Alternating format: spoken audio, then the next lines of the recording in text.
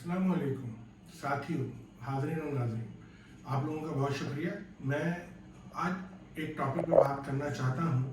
वो टॉपिक है गर्दन का दर्द, यानी कि नेक पेन। नेक पेन क्या होता है? और अक्सर व बेशतर लोग शिकायत करते हैं कि हमारी गर्दन में दर्द हो रहा है, हमारी गर्दन में दर्द हो रहा है। अब सामने वाला सोचेगा, भाई ये गर्दन का दर्द इसको क्यों हो रहा है, क्या मसला है? तो हम ये जानेंगे कि गर्दन का दर्द दरअसल है क्या। हम गर्दन का दर्द इधर पढ़ाने नहीं बैठे, हम सिर्फ और सिर्फ इंफॉर्मेशन दे रहे हैं लोगों को कि गर्दन का दर्द होता क्या है। और आप ये सारी की सारी चीज़ें देख रहे हैं डॉक्टर मोहम्मद कज़ाफ़ी व्यूज़ पर, और मैं चाहूँगा कि आप हमें इसके लिए सब्सक्राइब भी करें और हमें इसके लिए लाइक भी करें, और हमें जो है आप व्यूज़ भी दें, और ये जो वीडियोज़ हैं इनको शेयर कीजिए ताकि मुफाद आम्मा के सिलसिले में लोगों के काम आ सके। तो चलिए जरा अब हम आते हैं अपने टॉपिक पर कि गर्दन का दर्द यानी कि नेक पेन।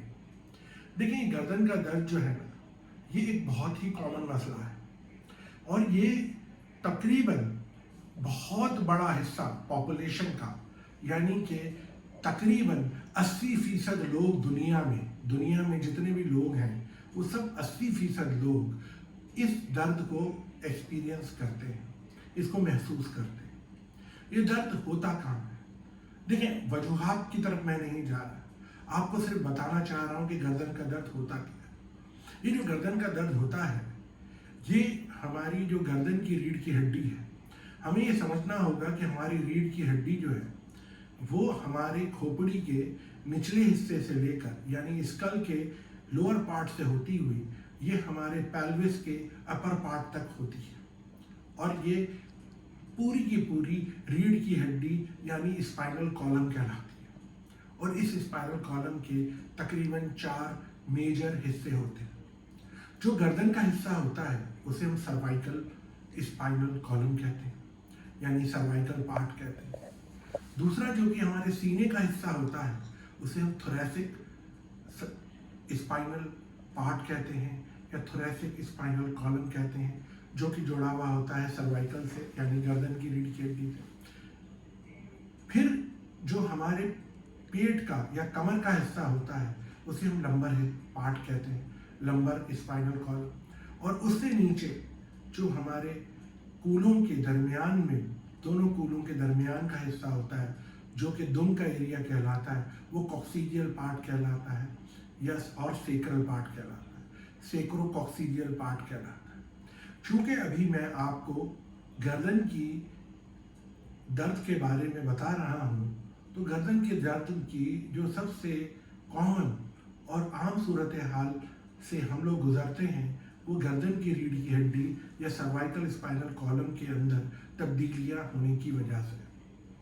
हाँ, एक बात इसमें ज़रूर है कि जो गर्दन के जो दर्द होते हैं ये औरतों में ज़रा कॉमन होते हैं और मर्दों में थोड़ा सा उनके मुकाबले में निस्बतन कम कॉमन होता है। यानी कि आपको अगर जहाँ पे 2 औरतें इफ़ेक्टेड नज़र आएंगी तो वहाँ पे आपको 1 मर्द इफ़ेक्टेड नज़र आएगा।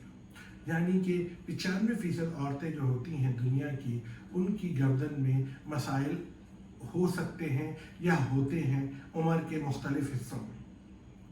तो इसमें क्या होता है? इसमें ये होता है कि जो गर्दन जिस तरह से हमारी लाइफ में हम इस्तेमाल करते हैं, गर्दन को मुस्तकिल झुकाना, आपने देखा होगा कि चाइनीज़ जो होते हैं और जो कोरियन होते हैं वो गर्दन को एक मखसूस अंदाज में आगे और पीछे झुकाते रहते हैं और हिलाते रहते हैं। उसकी वजह से उन जो गर्दन का मोहरा होता है वो एक मोहरा दूसरे मोहरे पे हिलना शुरू कर देता है, और वो कुछ इस तरह से हिलता है और इस तरह मुस्तकिल हिलता है कि उसके अंदर तब्दीलियां आ जाती हैं। और वो तब्दीलियां जो होती हैं कभी कभी उसे हम कह दें कि वो डीजनरेशन का सबब बन जाती हैं।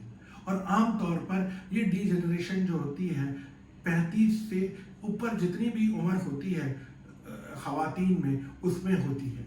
और ख़ास तौर पे ये ज़रूरी नहीं है कि सिर्फ 35 साल में ही हो, जल्दी भी हो सकती है, 30 साल की उम्र में भी। मैंने तो 25 साल की खातून को भी गर्दन की जो रीढ़ की हड्डी के मसाइल के साथ देखा है और उनका इलाज भी किया। गर्दन की जो हड्डी होती हैं इनका इलाज हम मुख्तलिफ तरीके से करते हैं। आज चूंकि हम इलाज पे बात नहीं कर रहे, आज चूंकि हम बात कर रहे हैं कि मसला क्या है, इस मसले को समझने के लिए हमें ये समझना होगा कि जब हम मोबाइल इस्तेमाल करते हैं या हम लैपटॉप पर बैठते हैं या फिर हम जो है कंप्यूटर जो होता है डेस्कटॉप को इस्तेमाल करते हैं, तो उस वक्त हमारी जो गर्दन की मुस्तकिल पोजीशन रहती है एक लंबे अरसे के लिए, तो उसमें गर्दन में तब्दीलियां आना शुरू हो जाती हैं। वो तब्दीलियां सिर्फ हड्डियों में ही नहीं आती, बल्कि जो गर्दन के अतराफ में जो पट्टे होते हैं, मसल्स जिसे हम कहते हैं, उनमें भी वो तब्दीलियां आती हैं।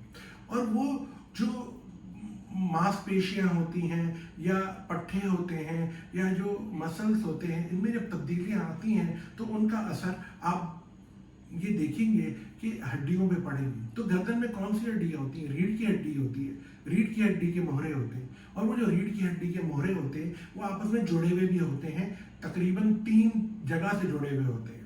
आगे से जुड़े हुए होते हैं और दोनों साइड से भी जुड़े हुए होते हैं, और थोड़ा सा जोड़ उनका पीछे की तरफ होता है।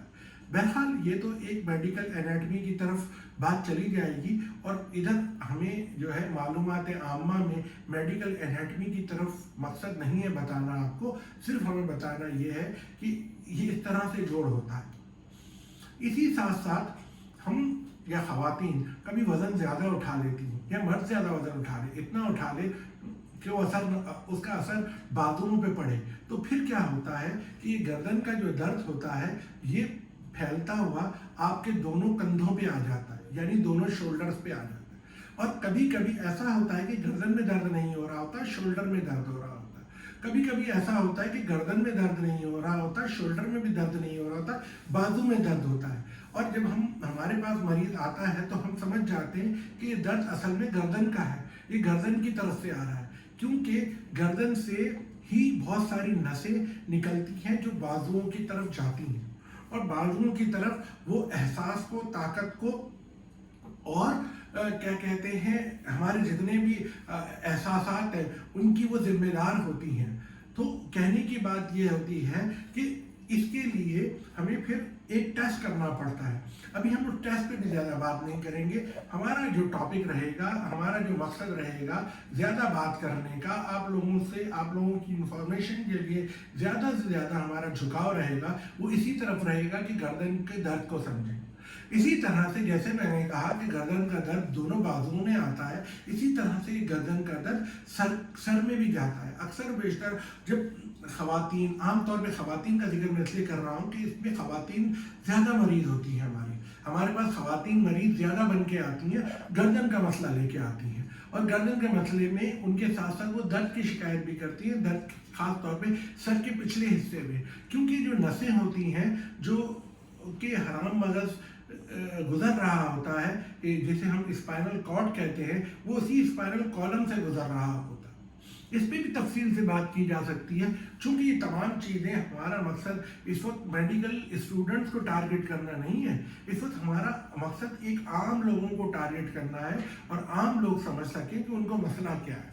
तो इसके लिए आम तौर पे हम किसी न्यूरो सर्जन के पास या स्पाइनल कॉर्ड के सर्जन के पास या स्पाइन के सर्जन के पास या रीढ़ की हड्डी के सर्जन के पास जाते हैं। बहरहाल जिस तरह से हम अपनी वीडियोस डाल रहे हैं, हम कोशिश करेंगे कि हम अपना व्हाट्सएप नंबर शेयर कर लें या हम अपना ईमेल नंबर शेयर कर लें, ताकि आप लोग अगर अपने मसाइल हों तो हमें उस पर लिख सकें, और अगर हम आपको किसी तरीके से उसके बारे में कोई अच्छी राय, अच्छी इंफॉर्मेशन, अच्छी बात बता सके और आपको सही से गाइड कर सके, तो मैं समझता हूँ कि बहरहाल आप लोगों की तसल्ली के लिए इधर मैं एक चीज़ ज़रूर बोलना चाहूँगा कि ऑपरेशन जो होता है इसमें 1% से भी कम लोगों का होता है। यानी कि अगर 100 लोग मसला लेके आते हैं तो 200 लोग मसला लेके आए, तब जाके हम एक बंदे का ऑपरेशन करते हैं, यानी 100 में से आधा बंदा, यानी कि 200 लोग को जब देखेंगे तो एक बंदे को शायद ऑपरेशन की ज़रूरत पड़े। तो कहने का मकसद है कि इसका इलाज जो है बगैर ऑपरेशन के मौजूद है। कभी कभी इलाज जुज़वी होता है, यानी कि पार्शल होता है, कभी कभी इलाज कंप्लीट होता है, यानी कि मुकम्मल होता है। मैं समझता हूं कि आज की इंफॉर्मेशन के लिए हम काफ़ी चर्चा कर चुके हैं इस टॉपिक पर, और हम इसी टॉपिक को लेकर इनके तमाम पहलुओं को आगे बात करेंगे। हम ये चाहेंगे कि आप हमें इस मकसद के लिए लिख भेजिए, और हमसे मुमकिन हो सका तो हम एडमिन से रिक्वेस्ट करेंगे, तो वो आपको हमारा कोई ताल्लुक का नंबर, कोई कांटेक्ट नंबर या ईमेल एड्रेस इसमें ज़रूर मेंशन कर लें, ताकि अगर आप अपनी कोई क्वेश्चंस या कोई अपनी राय या कोई अपनी इंफॉर्मेशन जानना चाहते हैं, तो और अगर आगे के इलाज के लिए भी आपको कोई मदद दरकार है, तो हम इसमें आपके लिए मददगार साबित हो सके। बहुत शुक्रिया आपका। अगले वीडियो में फिर मुलाकात होगी। बराए मेहरबानी हमारे चैनल को सपोर्ट करते रहिएगा। शुक्रिया।